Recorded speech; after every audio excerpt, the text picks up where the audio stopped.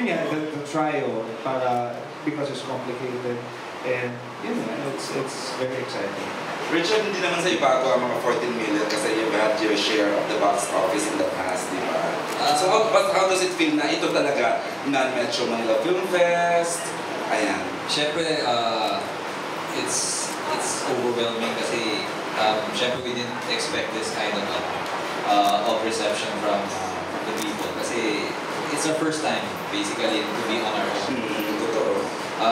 Hindi ko rin masyadong makita. Hindi ko nakita yung 14 million.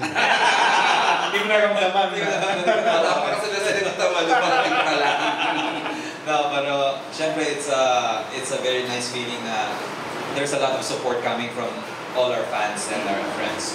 So masarap yung feeling na it's doing very well. Kasi observe 2 cinemas tayo ng premiere, pero grabe ang daming tao. Tapos yung crowd niyo pala ganon, yung medyo adult and paying crowd. Are you saying it's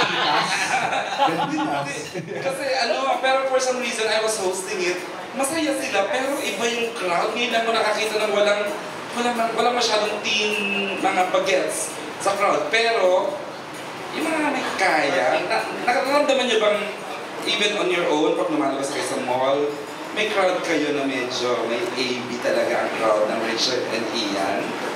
I think it's also because of our, let's not call it age, our maturity. Wow. Some people.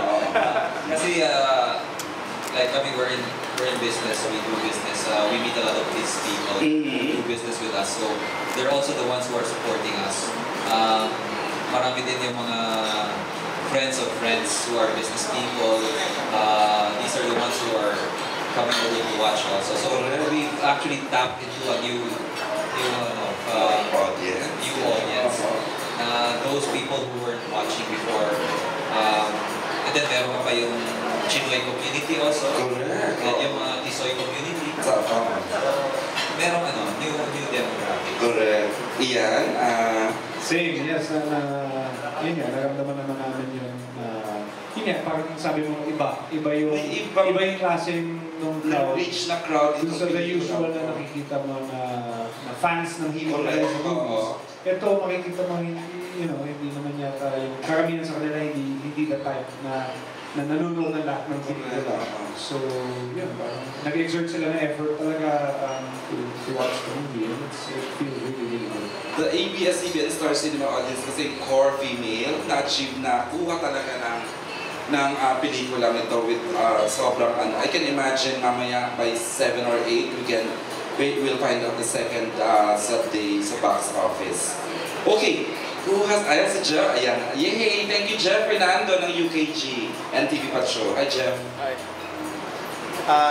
Sa inyong dalawa, yung hindi ko na nasasabihin ko ano yung naging ending. When it was presented to you na ito yung magiging ending, ano yung una yung naging reaction? Na yun yung pinili ni Chingay.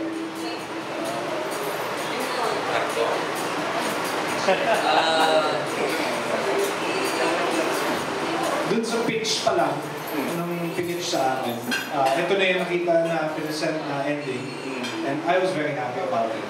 And yun nga, when we were doing the movie, parang they were leaning towards changing the ending, pero sabi naman hindi, ang ganda because it's the essence of the whole story.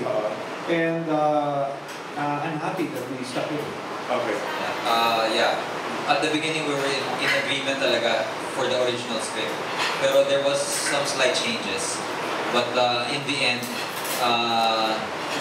we stuck with it came out a little bit different, pero there was a compromise na parang almost the same as the original. So everyone was happy with the ending.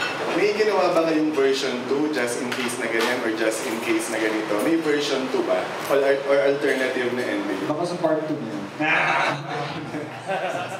Okay. Considering na 14 million yung kinita sa first game, ano yung mga abangan namin sa inyong dalawa, mga susunod na projects? Yeah, I'm doing a movie with Riga Films or MMF. I'm starting a new TV show with Bea Alonso and Isa Calzada. Okay.